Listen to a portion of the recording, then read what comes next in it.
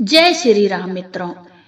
कागभुसुंडी जी गरुण जी से कहते हैं, हे पक्षीराज गरुण जी, अवध का प्रभाव जीव तभी जानता है जब हाथ में धनुष बाण धारण करने वाले श्री राम जी उसके हृदय में निवास करते हैं।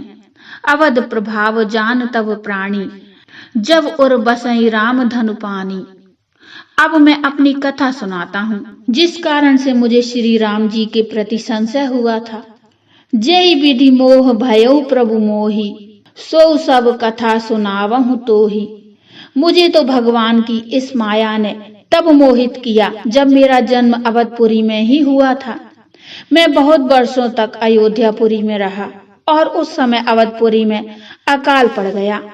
जेहि कलिकाल बरस बहु, बसेउ अवध बिहगेश। परेउ दुकाल विपत्ति बस, तब मैं गयऊ विदेश। अकाल पड़ने पर सब लोग बीमारी से ग्रसित होकर मरने लगे। मेरा भी परिवार नष्ट हो गया। मेरे मन में यह संशय हुआ कि जिस अवधपुरी के रक्षक स्वयं श्री राम जी हैं, वह भी इस अवधपुरी को अकाल से नहीं बचा पाए, इस अवधपुरी की रक्षा नहीं कर पाए, तो पूरे ब्रह्मांड की रक्षा कैसे कर पाते होंगे? यह परमात्मा नहीं हो सकते हैं। मेरे मन में यह कुतर्क आया। यदि मेरे मन में यह सद्विचार आ जाता कि जो कुछ हुआ सब भगवान की माया के कारण हुआ है, अकाल पड़ा, इसका भी कोई कारण ही होगा, प्रभु की माया ही रही होगी। किंतु मेरा दुर्भाग्य देखो, इस अकाल से मैंने भगवान के होने और नहीं होने का निर्णय ले लिया। फिर मैंने विचार किया, जाकर देखता हूँ कि अकाल कहाँ नहीं पड़ा हुआ है। मैं घूमते फिरते दुखी मन से उज्जैन आ गया। गयऊ उज्जैनी सुनू उर गाई, दीन मलिन दरिद्र दुखाई। उज्जैन नगरी में मैंने आकर देखा कि यहाँ अकाल नहीं पड़ा था।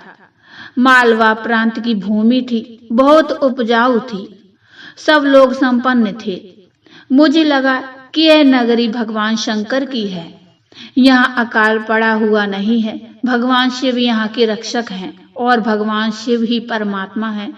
मुझे भगवान शिव के प्रति आसक्ति हो गई। मैं भगवान शिव को अपना इष्ट देव मानने लगा।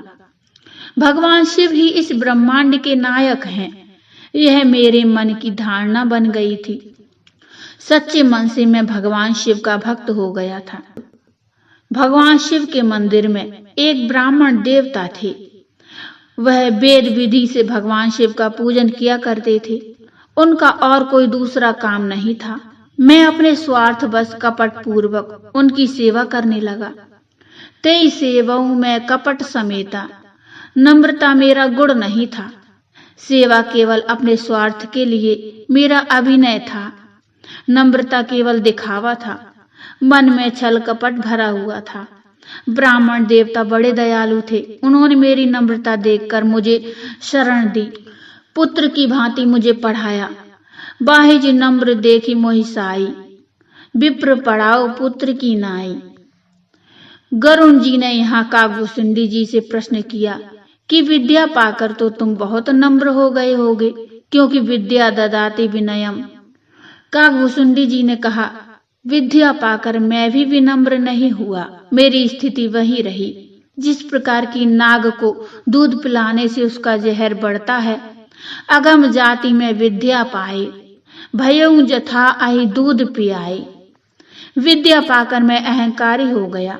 मेरा अभिमान और बढ़ गया। अब मैं भगवान शिव का भक्त हो गया था। मेरा अज्ञान तो देखिए, भगवान शिव का भक्त हो गया था, यहाँ तक तो ठीक था, किंतु अब मैं विष्णु भक्त लोगों से विद्रोह करने लगा। उन्हें देखकर उनसे मुझे ईर्ष्या होने लगी। संत कहते हैं, परमात्मा सर्वत्र व्याप्त है, कण कण में है। परमात्मा को जो जिस रूप में भजता है, परमात्मा उसे उस रूप में स्वीकार करते हैं। विडंबना समाज की यह है कि वह एक दूसरे का खंडन करते हैं, जबकि सब लोगों को अपने गुरु के बताए हुए मार्ग पर चलना चाहिए।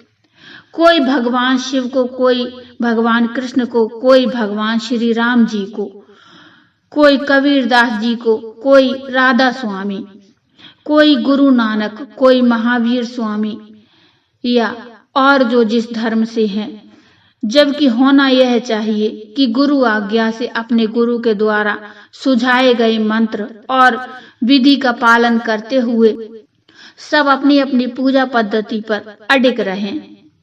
जो जिस भाव से अपने इष्ट को भजता है उसे भजने दो। उनके गुरु ने जो मार्ग उन्हें बताया है उनका खंडन नहीं करना चाहिए। आप आपके गुरु के बताए हुए मार्ग के अनुसार मन में विश्वास करते हुए अपने इष्ट प्रभु का सुमिरन भजन कीजिएगा।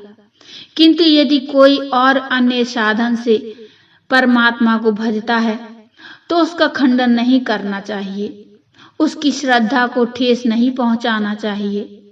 कागभुसुंडी जी कहते हैं, हे गरुण जी, मैं भगवान शिव को अपना इष्ट मानने लगा था।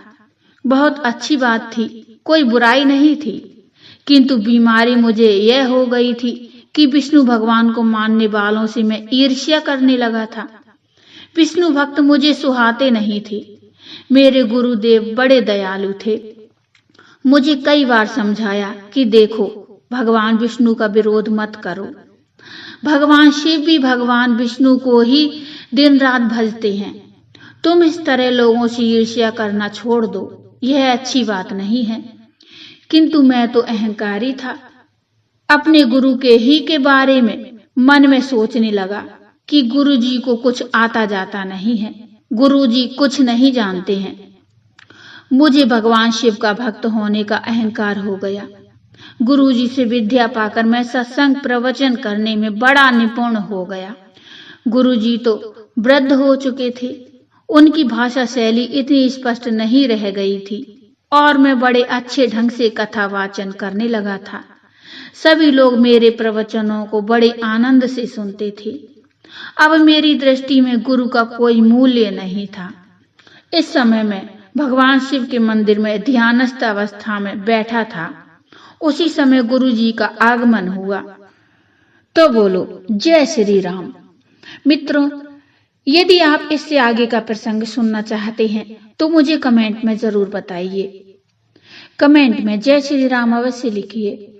कथा अच्छी लगी हो तो लाइक करिए और चैनल को सब्सक्राइब कर लीजिए।